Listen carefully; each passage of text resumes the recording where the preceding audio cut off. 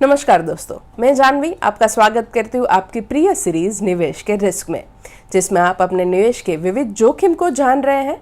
अगर आप कोई भी एपिसोड मिस कर गए हैं तो आप यह सारे एपिसोड हमारी ऑफिशियल यूट्यूब चैनल पर देख सकते हैं। और आज का टॉपिक शुरू करने से पहले स्वागत करते हैं certified financial planner Forum Shah का। फोरम, स्वागत है आपका आज के एपिसोड में। और आज का हमारा टॉपिक है लेजिस्लेटिव रिस्क। सबसे पहले पूछना चाहूंगी कि लेजिस्लेटिव रिस्क कैसे आ सकता है। हेलो जानवी, लेजिस्लेटिव रिस्क के बारे में आज आपने मुझे प्रश्न पूछा है। तो सबसे पहले तो आइए जानते हैं लेजिस्लेटिव का मतलब क्या होता है।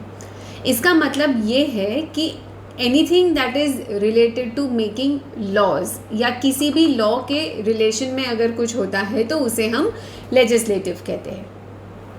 अब लॉज की बात आई तो जाहिर सी बात है कि ये जो इम्प्लीमेंटेशन होगा इन लॉज का, उसमें गवर्नमेंट का कहीं ना कहीं तरीके से रिलेशन होगा। तो गवर्नमेंट जब भी कोई अपने लॉज या एक्ट्स चेंज करती है और उस वजह से अगर हमारे इन्वेस्टमेंट्स पे असर होता है तो उसे हम लेजिस्लेटिव रिस्क कहते हैं।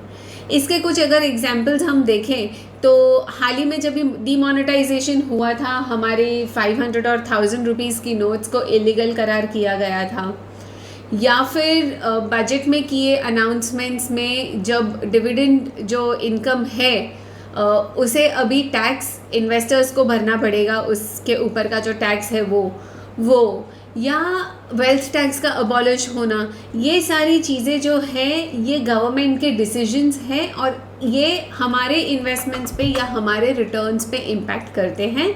तो इसे हम लेजिस्लेटिव रिस्क कहते हैं।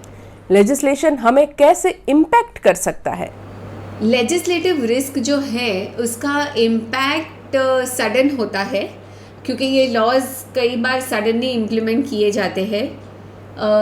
इसका बेनिफिट भी हो सकता है और नेगेटिव इम्पैक्ट भी हो सकता है। दोनों तरीके के इम्पैक्ट होते हैं इसमें।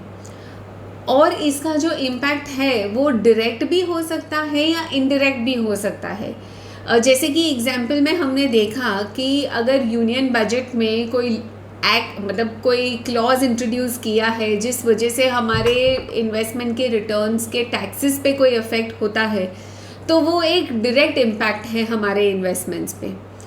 और दूसरी ओर यदि अगर बजट में गवर्नमेंट किसी सेक्टर के लिए स्पेंड करती है या कोई फंडिंग्स देती है या सब्सिडीज़ देती है और फिर उस सेक्टर में आने वाली बूस्ट के वजह से कई सारी दूसरी उसकी जो एंसिलरी इंडस्ट्रीज़ हैं उन्हें अफेक्ट होता है। फॉर एग्जांपल कुछ समय पहले बॉम्बे में जो सारी टेक्सटाइल मिल्स थी वहाँ पे कंस्ट्रक्शन की परमिशन दी गई थी, तो डायरेक्टली तो वो टेक्सटाइल मिल्स को ही इम्पैक्ट हुआ, मगर इनडायरेक्टली बहुत सारी अदर इंडस्ट्रीज़ को बिजनेस मिला।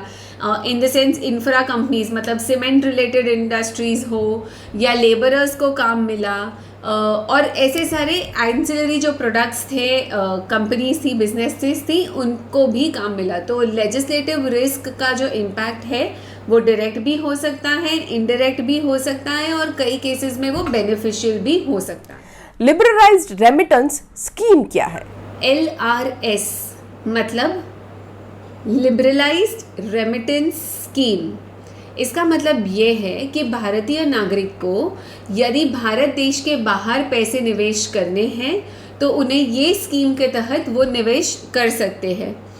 कुछ समय पहले हमारे पास ये सुविधा नहीं थी, बट आफ्टर द ईयर 2004 ये स्कीम इंट्रोड्यूस की गई है और हमें अब्रॉड इन्वेस्टमेंट करने की परमिशन दी गई है।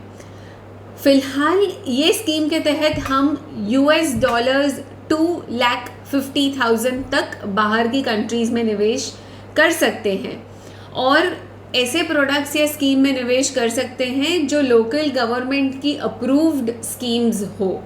तो मतलब हमारे इन्वेस्टमेंट्स जो अदरवाइज सिर्फ एक ही कंट्री में है उसे हम दूसरे कंट्रीज़ में भी निवेश करके हमारा रिस्क थोड़ा मिनिमाइज कर सकते हैं, ये लिबरलाइज्ड रेमिटेंस स्कीम के द्वारा। भारत के बाहर निवेश करना क्यों सराहनीय है? हम अक्सर सुनते आए हैं कि हमारे असेट्स जो है उसे हम डाइवर्सिफाई करना चाहिए, अलग अलग असेट क्लासेस में निवेश करना चाहिए सो दैट वो रिस्क मिनिमाइज हो जाए हमारे पोर्टफोलियो पे। उसी तरीके से हमें जब हम निवेश करते हैं, सारे हमारे इन्वेस्टमेंट्स किसी एक कंट्री में नहीं रख के दूसरे देशों में भी हम निवेश कर सकते हैं। ऑब्वियसली LRS के तहत ये लीगल है।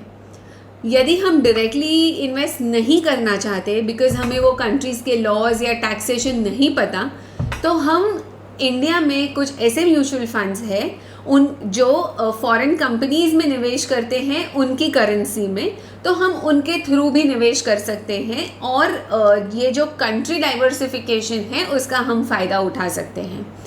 Usually 5 to 10% of your portfolio हम एडवाइस करते हैं कि अब्रॉड या दूसरे देशों में डाइवर्सिफाई किया हुआ होना चाहिए। आमतौर पर जब हम लोगों को बोलते हैं कि आप दूसरी कंट्रीज़ में निवेश कीजिए तो उनका रिस्पॉन्स सिर्फ यही होता है कि हम क्यों बाहर के देश में निवेश करें जबकि हमें इंडिया में सबसे ज़्यादा रिटर्न मिल रहा है हमारे इन्वेस्टमेंट्स पे। ये बात सही है कि आपको इंडिया में रिटर्न्स अच्छे मिल रहे होंगे, बट फिर आपका सारा जो इन्वेस्टमेंट है, जो पूरा पोर्टफोलियो है, वो किसी एक ही कंट्री में है और वो गवर्नमेंट के रूल्स और लॉज के हिसाब से किया गया है। ये गलत नहीं है, बट यदि गवर्नमेंट चेंज होती है या उनके रूल्स या रेगुलेशंस चेंज होते हैं, उस वजह से आपके इन्वेस्टमेंट पे असर हो सकता है। इसलिए इसको मिनिमाइज करने के लिए आपने कंसिडर करना चाहिए फॉरेन कंट्रीज़ में भी निवेश करने के लिए। हाँ, मगर ये ध्यान ज़रूर रखिए कि जब आप निवेश कर रहे हैं तो लीगली कीजिए, सिस्टम के कोई लूप होल का फ़ायदा मत उठाइए ताकि आगे जाके आप कोई मुसीबत में ना पड़े। फोरम बहुत शुक्रिया यह सारी जानकारी देने के लिए। और अंत में दर्शकों को बता दें कि यह सीरीज सर्टिफाइड फाइनेंशियल प्लानर और लेखक गौरव मशरूवाला की किताब इन्वेस्टमेंट रिस्क के ऊपर से बनी है, जो आप Amazon और अन्य ऑनलाइन साइट पर से खरीद सकते हैं। अगले एपिसोड में हम क्रेडिट रिस्क के ऊपर चर्चा करेंगे। नमस्कार।